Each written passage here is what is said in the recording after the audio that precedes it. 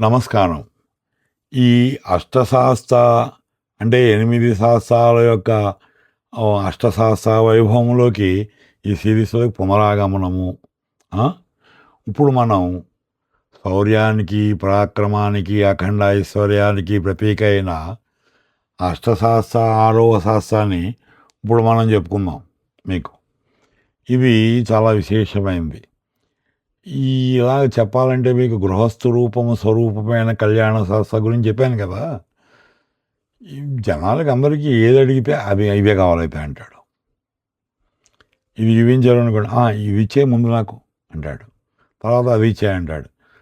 సుఖంగా కాపురం అయితే ఇవే కావాలని ఉంటారు ముందు విన్నవాళ్ళు ఎవరో అలాగా. ఈ 6వ భాగంలో అధైర్యాన్ని పటాపంచలు చేసి సమాజంలో అగ్రస్థానంలో నిలబెట్టి అఖండ రాజయోగాన్ని కలిగించే ఆయనే ఈయన. ఇప్పుడు మీకు ఇది మీకు కావాలి కదా. అవును. ఈ గజశాస్త్ర లేకపోతే వీరశాస్త్రాన్ని కూడా చెప్తారన్నాం కదా. వీరత్వానికి ప్రతీక అయిన, శక్తికి ప్రతీక అయిన, అత్యంత గంభీరమైన ఆయన మామూలుగా కాదు. లోక కళ్యాణ క్రమములో దేవతలకు సజ్జనులకు ఇబ్బంది కలిగించే రాక్షస శక్తులు. రాక్షసులు అంటే ఎక్కడ ఏం లేరు, పక్కనే ఉండి గొయ్య వేస్తుంటాడు వాడే రాక్షసుడు నీకు. శత్రువు అంటే ఎక్కడో ఏముండరు ఏమని. అదేదో సినిమాలో చెప్పినట్టు మన చుట్టూ తిరుగుతుంటారు మీకు. ఇవన్నీ కూడా ఎదుర్కొని సార్వభౌమత్వాన్ని ఇస్తారట ఆయన వీరశాస్త్ర గజశాస్త్రం ఆయనే. అయితే ఈ మంత్రశాస్త్రాలలో ఈ ప్రపంచసార సంగ్రహం అని చెప్పాను కదా, దాంట్లో కానీ శిల్పరత్నంలో కానీ ఉంది ఇది మీకు. ఈ స్వరూపాలకు సంబంధించిన వర్ణన ఉంది. ఈ వీళ్ళకి సంబంధించిన పూజాదులు దాంట్లో శిల్పరత్నాకరణలో ఉన్నాయి. శిల్పరత్నము అంటారు దాన్ని. అంటే ఇక్కడ ఈ శిల్పాల గురించి చెప్పింది కాదు. శిల్పము అంటే బొమ్మ ఒకటే కాదు, ఒక విశేషమైన విషయాన్ని నిర్మించడం శిల్పం అవుతుంది. అంటే అత్యంత ఉన్నతమైన తాంత్రిక క్రియ నిర్మాణమే శిల్పరత్నము. అర్థమైందా మీకు ఎక్కడిది? అలా అనమాట. అయితే ఎలా ఉంటారు ఏంటి ఆయన అనేది చెప్దాం మనం. దివ్యవాహనము అంటే ఈ రూపంలో అత్యంత ముఖ్యమైన గుర్తు గజము, ఏనుగు తెలుసు కదా మీకు. ఇంకా అది గొప్పది. అది తెల్ల ఏనుగు ఐరావతంలాగా అత్యంత బలమైన మదగజము. అది కూడా మామూలుది కాదు. అది వీరత్వంతో ఆయన దాని మీద ఆసీనుడై ఉన్నారట. ఏనుగు అనేది బలం గురించి ఒకటే కదా, రాజసానికి గుర్తు. అది అచంచలమైన బుద్ధి స్థిరత్వానికి గుర్తు. ఏనుగు తెలివి అమోఘం, సాధారణమైనది కాదు. అది చాలా తెలివిగా వ్యవహరిస్తాయి ఏనుగులు.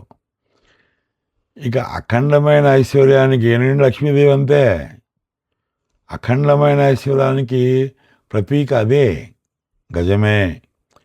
అందుకే ఈయన్ని గజశాస్త్ర అంటారు. చతుర్భుజుడు ఈయన కూడాను. వీరమూర్తి, శత్రువును సంహరించే వాడి అయిన ఖడ్గము, ఇది వేరే రీతిలో ఉంటుంది. ఖేటము అంటే డాలు, కత్తి డాలు అనమాట. ఖేటము అంటే అదేంటో అండి అనకండి మీరు. డాలు మీకు తెలిసింది కదా. ఇప్పుడు ధనస్సు అంటే ఆ విల్లు, శరము, ఇది కూడా దాంతో కలిసి ఉంటుంది. అయితే ఈయన నేత్రాలు దేదీప్యమానంగా వెలిగిపోతుంటాయట. దుష్టుల పాలిట సింహ స్వప్నమాట ఆయన. అలాగా రాచరికం ఉంటుంది కదా మరి, అది వేరే ఉంటుంది. అది దర్పము. ఆ ఆభరణాలతో సింహలలాట కిరీటంతో ఉంటారు ఆయన. సింహలలాట కిరీటం అంటే ఆ సింహం యొక్క తలలు అవి దాని మీద డిజైన్లు కిరీటంలో అలా ఉంటాయి. అవన్నీ కూడా యుద్ధానికి ఎప్పుడైతే అప్పుడు దూకేస్తారంటాడు ఆయన. అలాగే అశ్వవాహనం మీద యుద్ధానికి సిద్ధమైనప్పుడు అశ్వవాహనము. ఈ లీలాభేదం ఉంది మళ్ళీ ఇక్కడ. వీరశాస్త్ర గజం మీద ఉంటాడని, ఆ గుర్రం మీద ఉంటాడని కూడా చెప్తారు. లీలాభేదం అంటే ఆ ఊహ భేదములు అని అర్థము, అంతే ఏదో విధంగా కాదు. అయితే ఈ రెండు ఒకే శక్తి కదా, ఒకే ఆకారము, ఒకే ముఖములు, ఒకే రూపములు. యుద్ధానికి వెళ్ళినప్పుడు ఎప్పుడో ఆయన సరదాగా అలాగా మనం బండి మీద వెళ్తాం, కారు మీద వెళ్తాం, మోటార్ సైకిల్ అనుకుందాం, గుర్రాన్ని పొన్ని అలా రెండు వాడుకుంటున్నారా అనుకుందాం. మనకు తెలిసిన బుద్ధి అప్పుడే తెలుసు, మనలా తెలియదు. అందుకని మనకు తెలుసుకునేట్టు చెప్పుకున్నాం. ఈ తాంత్రిక సాధనలో గజశాస్త్రాన్ని మంత్రోపాసన చేయడానికి తిరుగులేని విధానాలు, చాలా శక్తివంతమైనవి. లౌకిక జీవితంలో ఉన్నతమైన శిఖరాలు చేరాలంటే ఈయనే అని చెప్పాను కదా మీకు. అది రాజయోగం, ఉన్నతమైన పదవి, రాజకీయంలో విపరీతమైన పలుకుబడి, ధనాదాయము, ప్రభుత్వంలో ఉన్నత ఉద్యోగములు, పెద్ద పెద్దవి ఐఏఎస్ ఐపీఎస్ అలాంటివి, చిన్నవి కాదు, కోసం ప్రయత్నించే వాళ్ళందరికీ కూడా ఈ గజశాస్త్ర ఉపాసన గొప్పదైపోతుంది. ఎంత గొప్పదవుతుందంటే బికారిగా తిరిగేవాడు కూడా మీకు ఈయన గనక ఆ రకంగా ఆయన సంతోషపెట్టి ఆయన కరుణ పొందితే, గజశాస్త్ర యొక్క కరుణ, అప్పుడు వాడు ఎమ్మెల్యే అవ్వటం పెద్ద విషయం కాదు.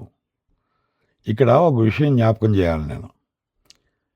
ఈ శబరిమల ఇల్లు వచ్చినవాడు గొప్పడయ్యాడు, అలాగయ్యాడని చెప్పుకుంటూ ఉంటాం కదా మనం. ఇక్కడ ఏంటంటే ఒక్కొక్క కోణంలో స్వామి వాడిని ఆ రకంగా అనుగ్రహిస్తే, అంటే గజశాస్త్ర స్వరూపంలో ధర్మశాస్త్ర దగ్గరికి వెళ్ళాడు మీరు, అక్కడ గజశాస్త్ర లేడు, కానీ ఆయనే కదా అన్నీ టర్న్ ఇచ్చేవి. ఒక్క చూపు ఇలా పడితే వాడు పైకి వెళ్ళిపోతాడు, అంతే, బ్రహ్మాండం అయిపోతాడు. పైకంటే ఆ పైకి కాదు, ఇక్కడ ఉన్నతుడు. సరే, భయ నివారణ కూడా ఈయన దగ్గర ఉంది. ఆత్మవిశ్వాసం, మనసులో ఎప్పుడు తెలియని భయం పెట్టుకుని తిరుగుతుంటారు చాలామంది. గుబులుగా ఉందంటారు, ఏ పని చేయరు. చేయాలంటే భయం, 100 వంకలు చెప్తారు. వాళ్ళకి, వ్యాపారంలో ప్రత్యర్థులు ఎక్కువైపోయిన వాడికి, అలా నష్టపోతావేమో అని భయం ఉండి వ్యాపారం వీడే నాశనం చేసుకుంటాడు. అలా కూడా ఉన్న వాళ్ళకి ఈ వీరశాస్త్ర అంటే గజశాస్త్ర, ఈయన్ని కనుక పూజిస్తే మీకు సమస్తమైన ఉన్నతులు దొరుకుతాయి. దాంట్లో ఎలాంటిది లేదు. వజ్ర సంకల్పం కలుగుతుందట, శౌర్యము, అఖండత సిద్ధిస్తుంది, ఆత్మవిశ్వాసం మెండుగా పెరిగిపోతుంది. అలా వీరశాస్త్రాయన మహా, అది ఆయన స్మరణ. రాహుకేతువులే కాదు, గ్రహదోషం వెనకాల కూడా చెప్పాను మీకు, ఇవి కూడా బాగా పనిచేస్తుంది దీనికి కూడా. ఈ కేతువు చెప్పాను కదా, బుద్ధులేని వేషాలు వేస్తాడు వాడు, కేతువు సరిగ్గా లేకపోతే అని ఇంకా కొంచెం చెడిపోతే మత్స్య బ్రాహ్మణ పిచ్చెక్కిపోతుంది. అది కేసులు, అడ్వాన్స్ కేసులు పడతాయి వాడి మీద, ఊర్లో తిడుతుంటారు వాడిని. ఆకస్మికంగా వాడు లాస్ అయిపోతాడు. వీళ్ళందరూ ఎప్పుడో దాంట్లో లాస్ అవుతారు. వీళ్ళు లాస్ అయ్యి చెప్తారు, అసలు నేను పెద్ద పెద్ద వ్యాపారాలు చేశాను, పెద్ద పెద్ద ఏదో చేశానండి, అవన్నీ ఏం చేశాను, ఏం చేయాలి, చెడగొట్టినది ఏం చేస్తే ఏంటి ఉపకారం. వాళ్ళందరినీ రక్షించడానికి, మళ్ళీ ఆ సమస్యల నుంచి బయటపడటానికి వీరశాస్త్ర, గజశాస్త్ర, ఈయన మట్టుకే దుర్గశాస్త్ర. ఆయన కూడా సింహారూఢుడి గురించి చెప్పుకున్నాం కదా, అశ్వరూఢుడైనా గజరూఢుడైనా అలాగా మీకు అది కూడా బాగుంటుంది. శని తీవ్రత కూడా బ్రహ్మాండం తగ్గిస్తాడు. ఈ కేరళలో అంటే సపరేట్గా ఒక గుడి లేదు ఇక్కడ. కావు అని చెప్పాను కదా, అడవులు, ఆ కావులే గుడి కింద లెక్క, ఇంకంతే. ఇంకా అక్కడ చేస్తారు ఇవన్నీ కూడా. ఈ పాపం తట్టి అడవుల్లోనే, ఇవి కూడా ఆ అడవుల్లోనే కనబడుతుంటాయి. రహస్యం, బాగా సీక్రెట్గా ఉంటారు.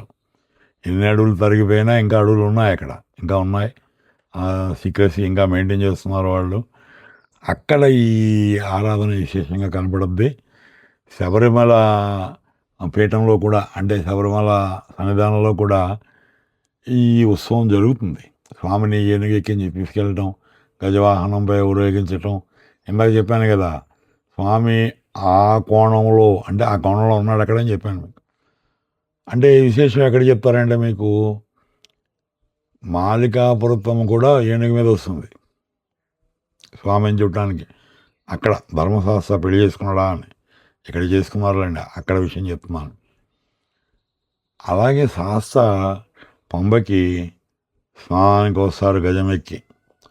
ఆ దర్శనం చేసుకుంటే గజశాస్త్ర దర్శనం చేసుకున్నట్టే. అది అలాంటిది ఏదో చేసుకుంటాడు, ఆ వెధవ ఎమ్మెల్యే అయిపోయి ఉంటాడు ఇప్పుడు. సరే, తర్వాత విషయం. అయితే ఈ గజశాస్త్రతత్వం అక్కడ ప్రతిబింబిస్తుంది. భక్తులు ఆ యొక్క ఫలితాన్ని అక్కడ కూడా పొందుతారు. మీకు ఏనుగు మీద శాస్త్ర ఊరేగింపు ఎప్పుడో కానీ జరగదు కదా, సంవత్సరంలో ఆ పూజల్లో పంపకొస్తుంటారు ఆయన. అది చూసిన వాడు ధన్యుడు. అంతే. ఇంక మీకు మన వాళ్ళంతా ఇరువుని పట్టుకెళ్ళామా, పరిగెట్టుకొని వచ్చేసామా, వెనక్కి ఎక్కేసామా బస్సు, అమ్మాయ అంటాడు అంతే. ఆ పక్క చూడడు, ఈ పక్క చూడడు. శబరిమలలో బోళ్ళు విశేషాలు ఉన్నాయి అక్కడ. అవేం పట్టించుకోరు వీళ్ళు అసలు. పట్టించుకున్నాడు ధన్యుళ్ళండి.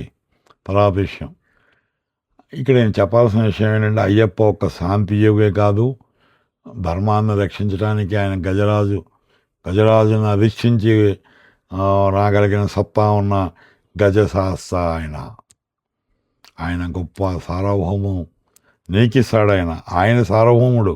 ఎవడో సార్వభౌముడు ఆయన నువ్వు చేసేది ఉంది, కానీ నీకు సార్వభౌమత్వం ఇస్తాడు ఆయన అయితే.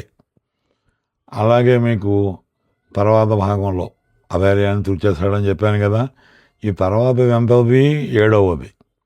ఏడవ దాంట్లో సంబంధించిన తంత్ర మంత్ర చేతబడులు, కట్టులు అవి ఇవి కూడా, కుతంత్రాలు, వీటన్నిటిని కూడా ఛేదించే అత్యంత ఉగ్ర రూపము అష్టశాస్త్రాలలో 7వ రూపము కిరాత శాస్త్ర. ఏం చెప్పాను? కిరాత శాస్త్ర. అది ఆయన స్వరూపము, 7వ రూపము. దాని గురించి చెప్తాను. ఇంకా మహా ఉగ్రంలేండి. ఇంక మీకు ఇంకా శత్రు సంహారము, శత్రు విజయము, అలాగే వీటన్నిటిని వజ్రాయుధంలా ఛేదించి పడేస్తాడు శత్రువుల యొక్క కుతంత్రాన్ని. అంత విశేషమైన ఆయన. స్వామి శరణమయ్యప్ప. మళ్ళీ తర్వాత భాగంలో మళ్ళీ వస్తాను, మీకు చెప్తాను. అప్పుడు దాకా శుభమస్తు.